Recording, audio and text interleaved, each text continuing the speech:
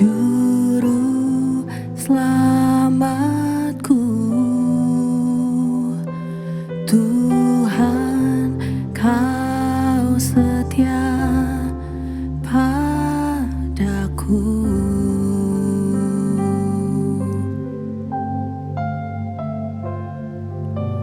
Yang ku pegang hanya janji-Mu, ku percayakan hidupku.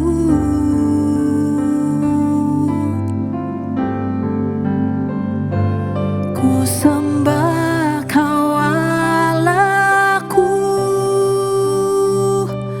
Bapa dan sahabatku, Kau yang pedulikan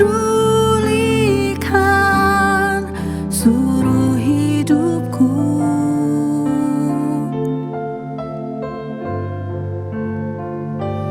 Walau lewati lembah, aku tak ditinggalkan. Yesus kekuatan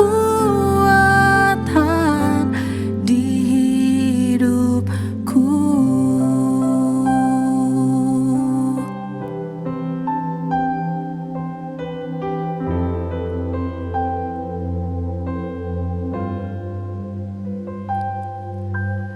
Hanya Engkau, Juru selamatku, Tuhan, Kau setia padaku.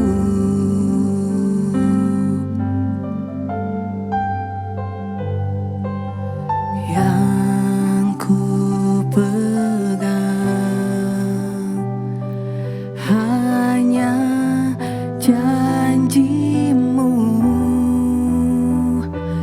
ku percayakan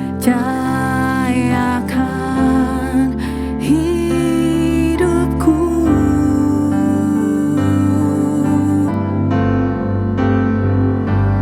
Ku sembah Kau Allahku, Bapa dan sahabatku, Kau yang pedulikan seluruh hidupku.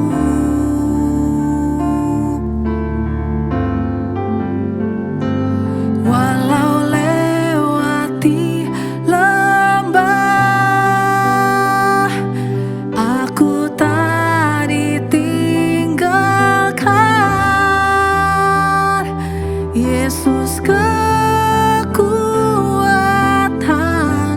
di hidupku.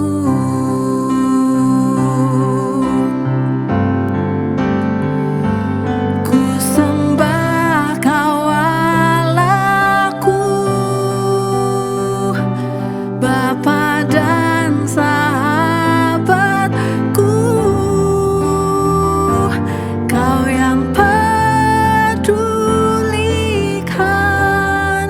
seluruh hidupku.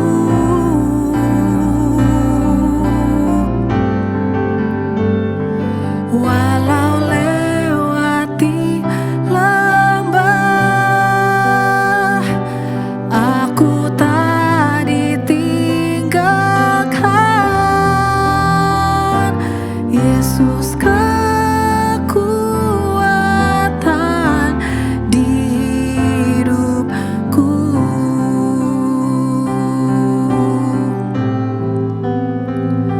Yesus kekuatan,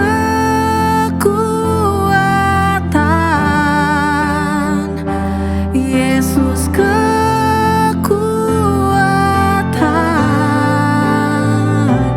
Yesus kekuatan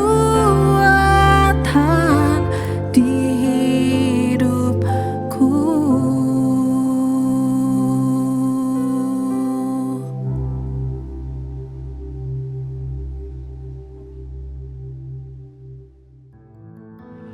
Shalom saudara-saudara yang terkasih, berkat dan penyertaan Tuhan Yesus atas kita sepanjang hari ini. Amin. Firman Tuhan yang menjadi bahan perenungan kita buat hari ini terambil dari Bilangan 13. Firman Tuhan di Bilangan 13 ini menarasikan ketika Musa memerintahkan 12 pengintai ke tanah Kanaan, tanah yang dijanjikan Tuhan buat bangsa Israel. Para pengintai ini diperintahkan untuk melihat dan mengamati kondisi tanah dan penduduk yang mendiaminya. Setelah mereka kembali, masing-masing dengan hasil pengamatannya tentang kondisi tanah dan orang-orang yang mendiaminya, mereka menyampaikan bahwa negeri itu berlimpah susu dan madu. Tetapi para pengintai ini memiliki dua cara pandang yang berbeda tentang orang-orang yang tinggal di sana. Yang pertama, 10 pengintai kembali dengan informasi yang melemahkan atau negatif. Hasil pengamatan mereka bahwa daerah itu dihuni oleh bangsa yang kuat dan kotanya berkubu. Juga keturunan enak tinggal di sana, satu suku yang penampilannya raksasa, kuat dan perkasa. Dan mereka menyampaikan kepada Musa, kita tidak dapat menyerang bangsa itu karena mereka lebih kuat dari kita. Juga mereka menyampaikan kabar busuk kepada bangsa Israel tentang negeri yang mereka intai, bahwa negeri itu dihuni oleh bangsa kanibal. Orang-orangnya tinggi besar dan kuat. Ke-10 orang ini adalah gambaran pengaruh negatif yang mempengaruhi dan melemahkan bangsa Israel. Tidak jarang kita juga menerima informasi negatif dari sekeliling kita, dari perbincangan kita, dari media sosial yang kita lihat dan dengar, yang mempengaruhi iman percaya kita. Di mana kabar negatif ini membuat kita berfokus pada ketakutan, kelemahan kita sendiri.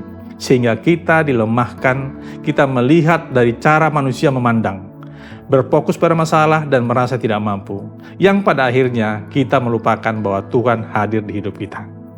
Tetapi Kaleb dan Yosua melihat janji dan kuasa Tuhan, melihat dengan mata iman, fokus dan percaya pada janji Allah, dan percaya bahwa Allah sanggup. Di ayat 30 dikatakan, Kaleb coba menenteramkan hati bangsa itu di hadapan Musa, katanya, tidak, kita maju dan menduduki negeri itu sebab kita pasti akan mengalahkannya. Dalam kehidupan keseharian kita juga melihat seperti pengintai ini melihat. Kita hanya berfokus dan melihat masalah, kegagalan atau ketakutan. Tetapi renungan ini mengajak kita untuk melihat dengan mata iman seperti Kaleb melihat. Apakah kita menghadapi tantangan besar hari-hari ini? Atau apakah kita takut dengan masa depan kita, masa depan anak-anak kita? Firman Tuhan mengingatkan kita bahwa Allah tidak melihat seberapa besar masalah kita, tetapi seberapa besar iman kita. Dan Tuhan kita lebih besar dari masalah apapun yang kita hadapi. Bilangan 13 ini adalah pelajaran penting tentang iman dan penyertaan Tuhan atas setiap anak-anaknya. 10 pengintai gagal masuk tanah Kanaan karena ketakutan dan keraguan mereka atas penyertaan Tuhan. Sedangkan Kaleb dan Yosua masuk tanah Kanaan karena mereka percaya akan kuasa dan penyertaan Tuhan atas hidup mereka. Pilihan ada pada setiap kita. Apakah kita memiliki atau memilih bersikap seperti Kaleb dan Yosua? Kiranya renungan singkat ini boleh mengingatkan kita semua akan setiap janji Tuhan pasti tergenapi buat setiap kita orang percaya dan beriman kepadanya. Amin. Mari kita berdoa. Bapa dalam surga, ajarilah kami untuk melihat dengan iman. Ketika kami lemah dan takut, ingatkan kami bahwa Engkau menyertai kami dan janji-Mu ya dan amin buat setiap kami. Di saat kami mengalami kegagalan dan ketakutan, kuatkan iman percaya kami Tuhan Yesus. Untuk kami tetap berharap, berseru, memanggil nama Tuhan. Karena Engkaulah Tuhan yang dapat kami harapkan, Engkaulah Tuhan yang mampu dan menolong kami. Terima kasih buat firman-Mu Tuhan Yesus. Kiranya itu boleh menghidupi kami dalam kehidupan kami hari lepas hari. Demi dan dalam nama Tuhan kami Yesus Kristus, kami berdoa dan kami mengucap syukur. Haleluya. Amin. Bilangan 13. Ke-12 pengintai. Tuhan berfirman kepada Musa, suruhlah beberapa orang mengintai tanah Kanaan, yang akan kuberikan kepada orang Israel. Dari setiap suku nenek moyang mereka haruslah kau suruh seorang, semuanya pemimpin-pemimpin di antara mereka. Lalu Musa menyuruh mereka dari padang gurun Paran, sesuai dengan titah Tuhan. Semua orang itu adalah kepala-kepala di antara orang Israel. Dan inilah nama-nama mereka. Dari suku Ruben, Syamua bin Zakur. Dari suku Simeon, Safat bin Hori. Dari suku Yehuda, Kaleb bin Yefune. Dari suku Isahar, Yigal bin Yusuf. Dari suku Efraim, Hosea bin Nun. Dari suku Benyamin, Palti bin Rafu. dari suku Zebulon, Gadiel bin Sodi, dari suku Yusuf, yakni dari suku Manasye, Gadi bin Susi, dari suku Dan, Amiel bin Gemali, dari suku Asher, Setur bin Mihael, dari suku Naftali, Nahbi bin Wofsi, dari suku Gad, Guel bin Mahi. Itulah nama orang-orang yang disuruh Musa untuk mengintai negeri itu, dan Musa menamai Hosea bin Nun itu Yosua. Maka Musa menyuruh mereka untuk mengintai tanah Kanaan. Katanya kepada mereka, "Pergilah dari sini ke tanah Negeb dan naiklah ke pegunungan, dan amat-amatilah bagaimana keadaan negeri itu, apakah bangsa yang mendiaminya kuat atau lemah, apakah mereka sedikit atau banyak, dan bagaimana negeri yang didiaminya, apakah baik atau buruk, bagaimana kota-kota yang didiaminya, apakah mereka diam di tempat-tempat yang terbuka atau di tempat-tempat yang berkubu, dan bagaimana tanah itu, apakah gemuk atau kurus, apakah ada di sana pohon-pohonan atau tidak. Tabahkanlah hatimu dan bawalah sedikit dari hasil negeri itu." Waktu itu ialah musim hulu hasil anggur. Mereka pergi ke sana, lalu mengintai negeri itu mulai dari padang gurun Zin sampai ke Rehob, ke jalan yang menuju ke Hamat. Mereka berjalan melalui tanah Negeb, lalu sampai ke Hebron. Di sana ada Ahiman, Sesai dan Talmai, keturunan Enak. Hebron didirikan 7 tahun lebih dahulu dari Soan di Mesir. Ketika mereka sampai ke lembah Eskol, dipotong merekalah di sana suatu cabang dengan setandan buah anggurnya. Lalu berdualah mereka menggandarnya. Juga mereka membawa beberapa buah delima dan buah ara. Tempat itu dinamai orang lembah Eskol, karena tandan buah anggur yang dipotong orang Israel di sana. Sesudah lewat 40 hari pulanglah mereka dari pengintaian negeri itu, dan langsung datang kepada Musa, Harun dan segenap umat Israel di Kades, di padang gurun Paran.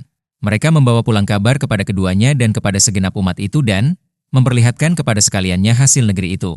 Mereka menceritakan kepadanya, "Kami sudah masuk ke negeri, kemana kau suruh kami, dan memang negeri itu berlimpah-limpah susu dan madunya, dan inilah hasilnya. Hanya, bangsa yang diam di negeri itu kuat-kuat dan kota-kotanya berkubu dan sangat besar. Juga keturunan Enak telah kami lihat di sana. Orang Amalek diam di tanah Negeb, orang Het, orang Yebus dan orang Amori diam di pegunungan. Orang Kanaan diam sepanjang laut dan sepanjang tepi sungai Yordan." Kemudian Kaleb mencoba menenteramkan hati bangsa itu di hadapan Musa. Katanya, "Tidak, kita akan maju dan menduduki negeri itu, sebab kita pasti akan mengalahkannya." Tetapi orang-orang yang pergi ke sana bersama-sama dengan dia berkata, "Kita tidak dapat maju menyerang bangsa itu, karena mereka lebih kuat daripada kita." Juga mereka menyampaikan kepada orang Israel kabar busuk tentang negeri yang diintai mereka, dengan berkata, "Negeri yang telah kami lalui untuk diintai adalah suatu negeri yang memakan penduduknya, dan semua orang yang kami lihat di sana adalah orang-orang yang tinggi-tinggi perawakannya. Juga kami lihat di sana orang-orang raksasa, orang Enak yang berasal dari orang-orang raksasa, dan kami lihat diri kami seperti belalang, dan demikian juga mereka terhadap kami.